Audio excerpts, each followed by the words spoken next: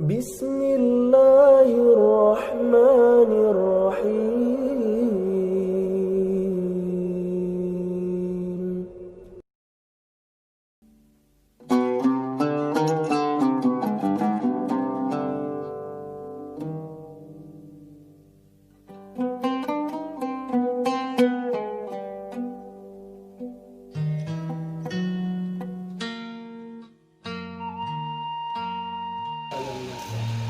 Faya khawa khasimum mubin, khasim pembantah. Kemarin kan sifat manusia itu salah satunya adalah pembantah, terus debat, apalagi? Nah, ya. Khalaqal insana min nutfah dari air mani. Faida huwa khasimum mubin, tiba-tiba ia menjadi pembantah yang nyata. Sekarang kita lihat diri kita sendiri. Benarkah apa yang dikatakan di surat Al-Quran ini bahwa kita adalah pembantah? Lalu apa yang harus kita lakukan? Ya, kemarin kan udah sedikit. Ternyata semuanya ada di 3 huruf, alif, nun, sin.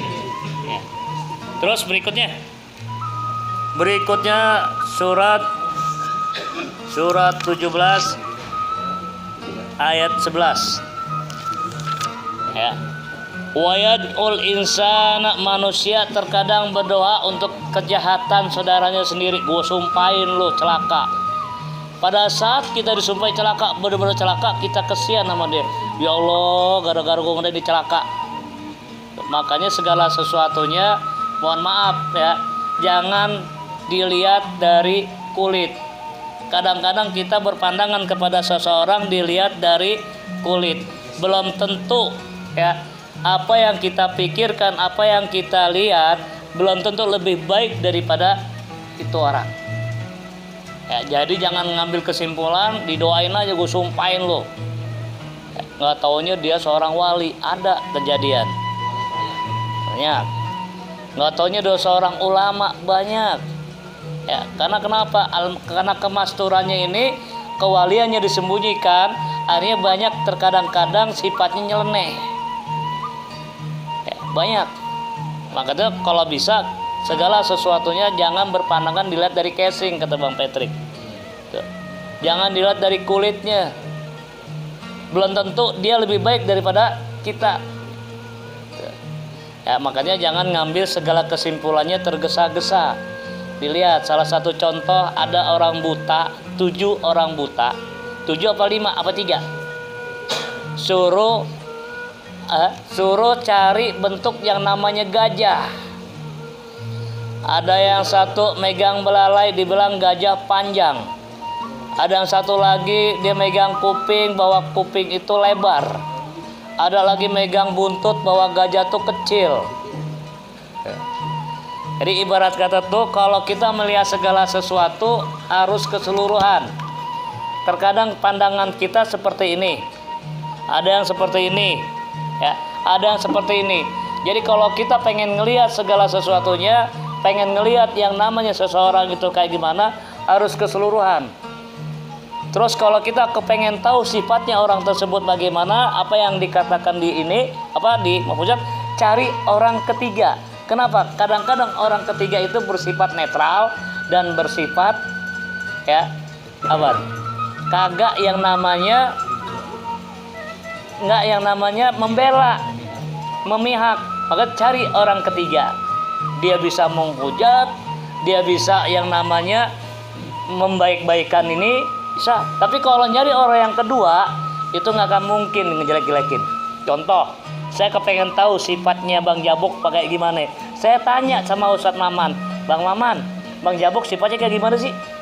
Karena dia teman dekat, otomatis ya dia ngebela. Oh, Bang Jabok orangnya bagus, baik, ini semua. Tapi pada saat kita tanya sama Bang Lasto, karena dia orang ketiga, kita tanya, Bang Lasto, Jabok orangnya gimana sih? Wah, jangan, ini begini. Jadi segala sesuatu yang namanya ngelihat segala sesuatu seseorang itu semua dilihat keseluruhannya, jangan dilihat dari casing atau jangan dilihat dari kulit. Ya, jadi ambil kesimpulan ini semua, segala sesuatunya ngambil keputusan, jangan tergesa-gesa. Ya kayak kemarin tuh alhamdulillah nggak tergesa-gesa kita. Ya, apa yang dilakukan sama kawan-kawan terutama Bapak Munadi, Bang Patrick, Bang Ian semuanya ngambil keputusan dalam hal apapun juga kemarin cakep, nggak tergesa-gesa.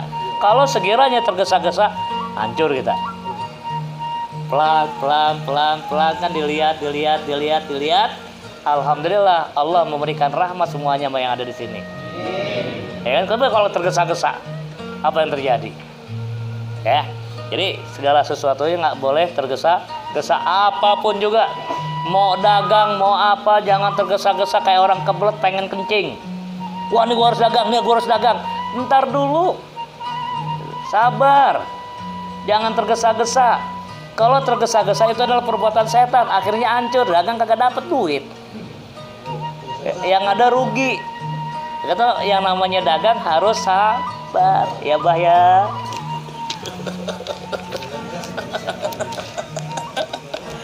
Terus berikutnya surat tadi surat berapa tadi?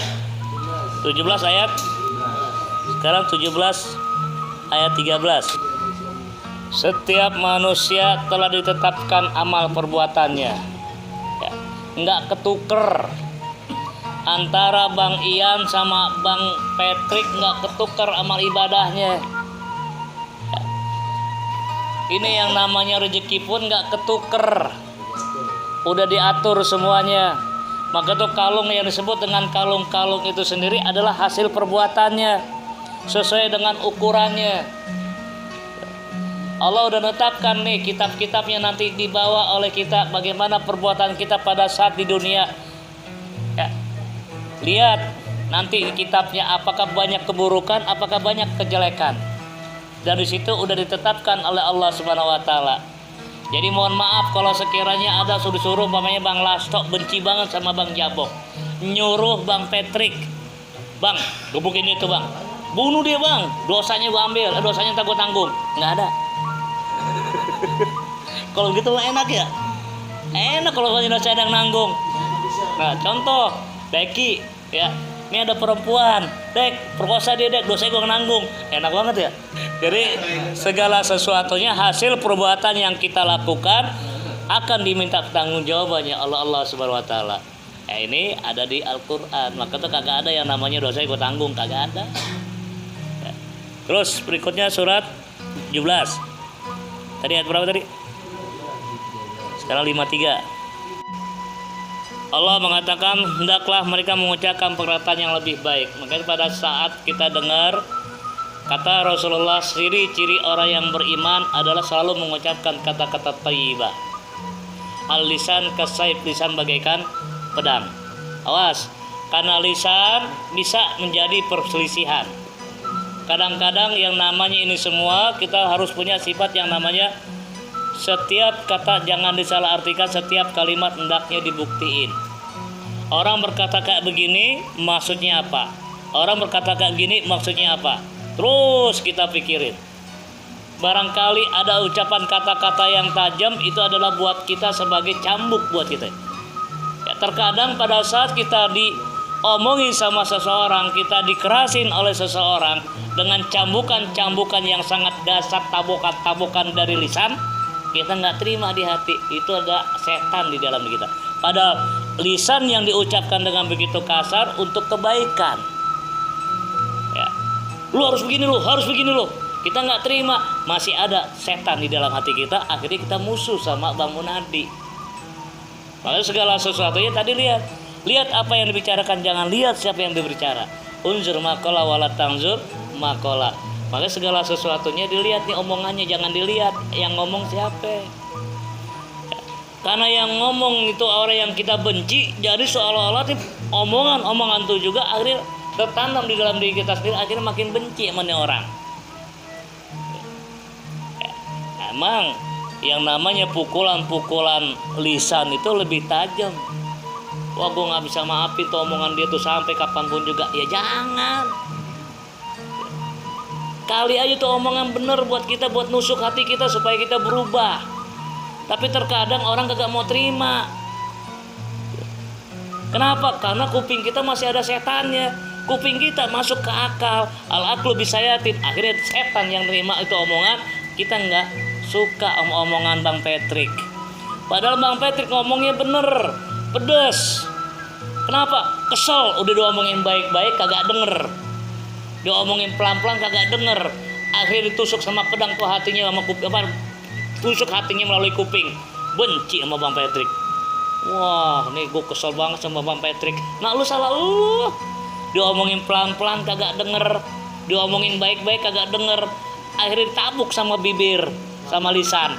Lebih baik ditabuk sama tangan apa bibir? Sama lisan. Lah ditabuk sama lisan disakit hati, Bang. Ditabuk sama tangan ribut.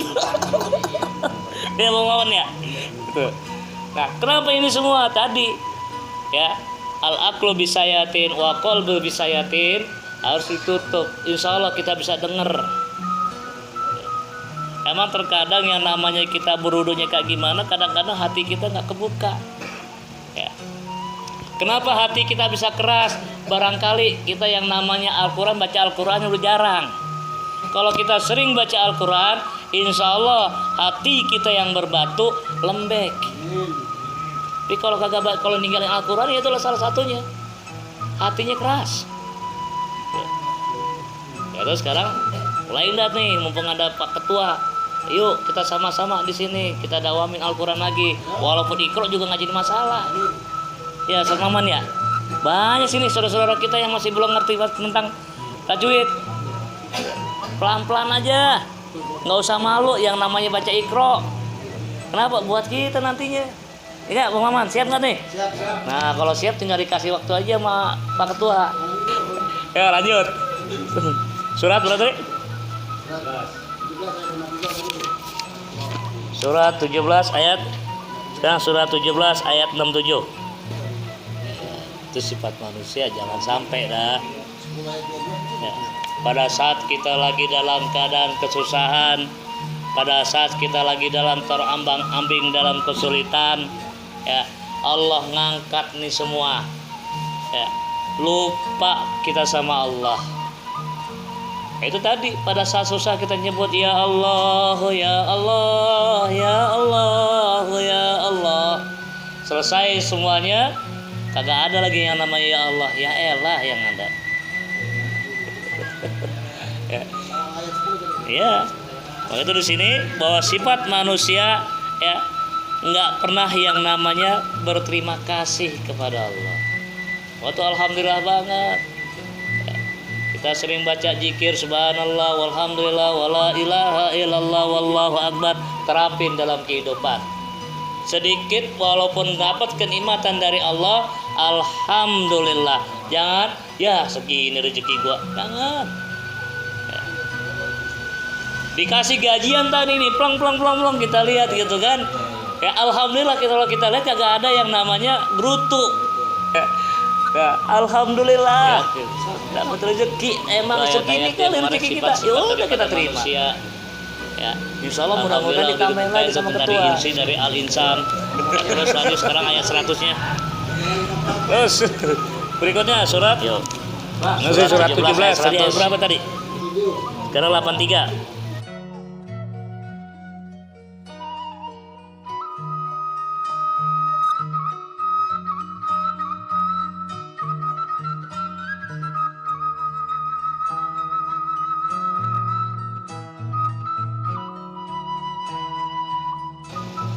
Ya, kemarin sifat manusia al-fujur ada yang namanya kotur, pelit, koret, kotur, pelit. Kemarin kan udah tuh sifat manusia. Maka tuh kalau kita yang namanya belajar pengen mendapatkan keberkahan, jangan pelit.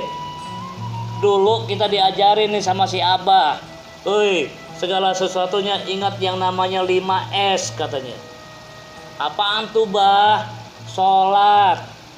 Terus yang kedua sholawat. Yang ketiga apaan? Sodako. Yang keempat sabar. Yang kelima silat. Kata Abah 5S. Kalau kita udah kagak bisa lagi yang 5S, cukup 3S. S3, sholat, sabar, sedekah. Itu yang harus banyakin. Dulu begitu diajarin sama Abah tuh, ingat sholat ya. Terus yang kedua sholawatan, yang ketiga sedekah, yang keempat sabar, yang kelima silat, kata Abah